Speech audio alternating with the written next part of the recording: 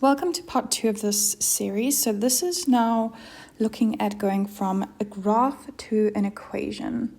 Okay, so we have our title there, and we are basically now going from the picture, the graph, as you can see here, to this equation over here. Now, you can be asked for the equation in other forms. Remember, we have 3 forms, so just be careful of what they are asking in the question. Let's just run through the general steps first, and then we will look at everything in detail. Now, the general step is to write out all the info you're given about the parabola, because that is going to tell you what the easiest method is going to be to solve right. And then we're going to look at 3 different methods, A, B, and C, okay, and how you can go about solving these. So let's start with method A.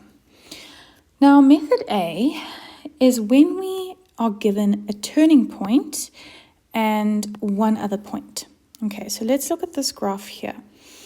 I have sketched something, a rough sketch here, and we've been given a turning point. Now, as you can see from the diagram, this graph, I've shown that it goes through the origin. Remember, that is the point 0, 0. So we do have another point here, 0, 0. So if I said to you, find the equation of this parabola, you would use the turning point general form. And why that is because it's easier to solve. If we look at the formula, okay, plus Q, we can see that if we have the turning point P and Q, we can easily solve for A if we have another point. So let's look at that. In this case, step 1, remember, always write down what you have so that you can figure out which method to use. So obviously we have the turning point. So when you have the turning point, in 99% of the cases it's going to be easier to use this. Okay, so let's just, whenever you have the turning point, you're going to be using this one. Okay, so let's pop our turning point into the general form that we have here. Okay.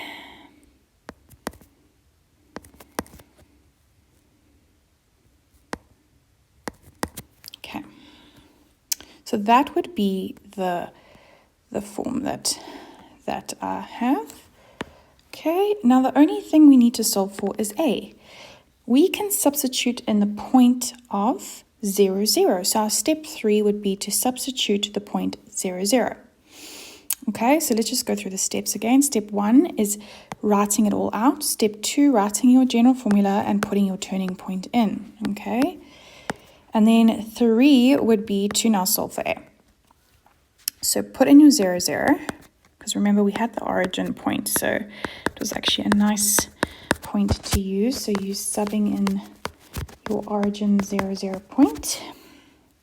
And what we get for A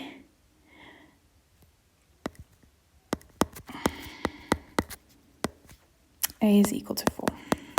Okay, so that's quite a nice one. And now what you're going to do is you're going to obviously state your equation, because that is what they're asking for. Remember that the final answer, you actually have to have your equation written out nicely, and if they want it in the form of f of x, write it in the form of f of x, okay?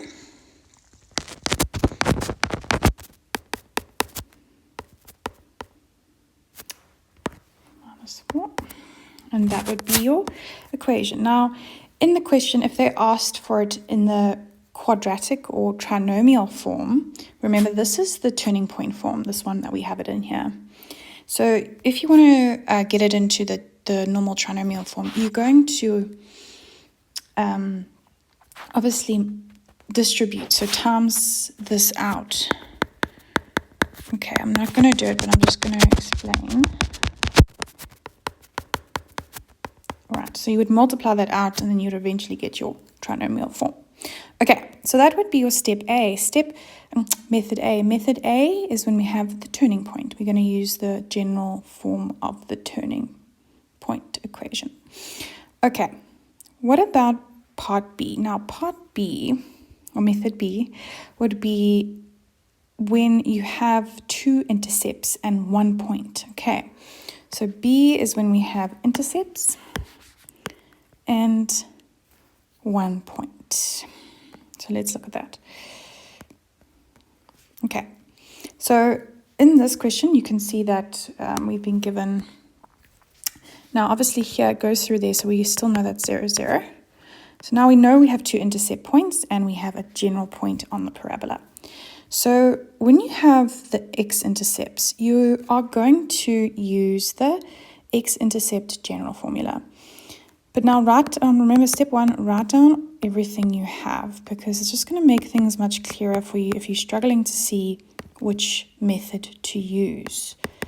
Okay, so now that would be step 1. Step 2 would be to write out your general formula. So I'm going to use this one, x-intercept 1. Remember R1 and R2 are your x-intercept values. So sub those in. Sub in your intercepts into this equation. Your intercepts are 0 and the other one is 6. Okay, now your third step will be to solve for A. Okay, solve for A. Now, how do we do that? Well, first of all, we need to get an x and a y, which we have. We have a random point here, so we're going to sub in that point 2 minus 2. Okay, so minus 2 is equal to a, 2 minus 0, 2 minus 6, a. Now, that's 2 times minus 4. And a is equal to, put it in here, sorry.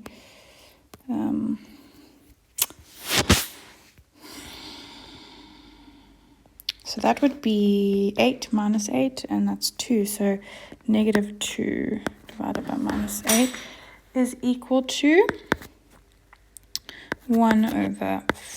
Okay, so we have a quarter there, which now we can go plug in. So obviously your last part would be, let's just do it on the side here, to plug it in to your general form.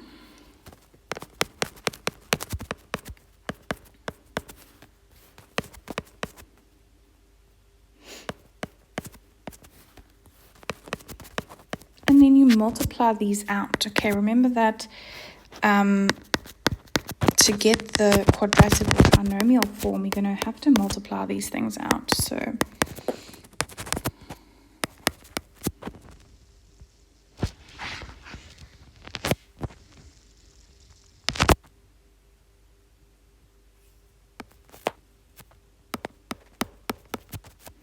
okay, so that would be your form of this equation. You can simplify the 6 and the 4. Okay, so that would be when you have the two x-intercepts. So when you can see in step 1, if you have two intercepts, use this method because it's going to be much easier. Okay, so that is your go-to. Now, the option C is slightly more difficult. It's when you are given no intercepts and no turning points, and you're only given the y-intercept and 2 random points. This one is slightly more difficult because you actually have to do substitution. So you've got, so let's just do step 1. Step 1, remember, write out what you have so that you can decide what you are doing. Okay, and I have 0 and minus 4. Now, these first 2 points are random. They don't tell us anything about the turning point, and they don't tell us anything about the x-intercept. So we're not going to use the other forms. We're just going to use the normal one, the normal quadratic form. Okay. Now your c value in this case is your y-intercept, so that's going to be minus 4. Okay, so step 1 is to note what you have. Step 2, if you figure out you do not have intercepts, you do not have turning point. And you can only solve this by substitution. And there's no way you can get the turning point, and there's no way you can get the x-intercepts. Then this is like a last resort situation. Substitution is a last resort. Solving simultaneous equations is a last resort. We do it via substitution though. We are going to sub these 2 points in that I've highlighted here into your f of x equation. Okay. So basically we're taking these points and we're putting them in here and trying to find 2 equations with a and b in it, because we want to solve for a and b. So we need to solve for a and b. Okay, so let's do that. If I plug in the first point, 3 and 2, your y is 2, your x is 3. And your c is minus 4. Solve that is 9a plus 3b minus 4, 2. Okay, take the 4 over, it becomes 6. You can even simplify this and just divide by 3. Okay. That needs to be a 2, clearly. Okay. Now, you do the same thing again with the other point. The other point was 1 and negative 1.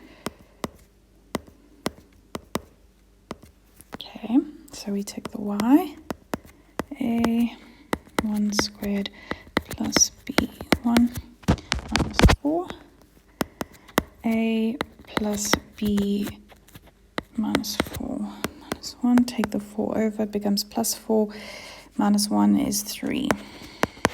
Okay, so now we can see that we can get 2 equations, and a equals, I'm just going to make this one in terms of a, that's minus b.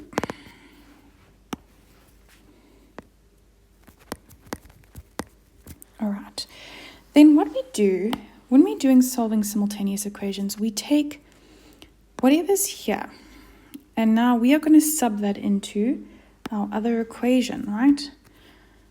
Wherever you see a, I'm going to sub it in over there. Okay, that is solving simultaneously, which I'm sure you have done at this level. So we're subbing in 3 minus b plus b. Now solve your equation, that's 9 minus 3b plus b, 2. So take the 9 over. That is minus 7.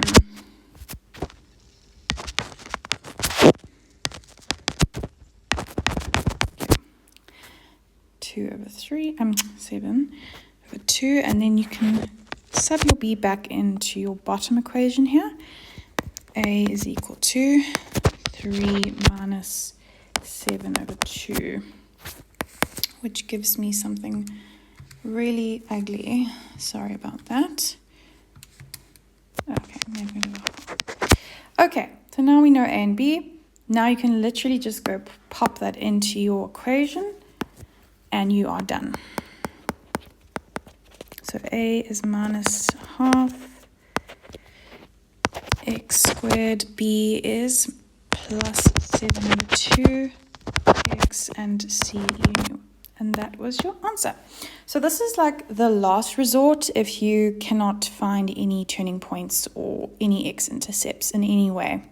There are methods to find turning points like axis of symmetry, but we would need intercepts for that.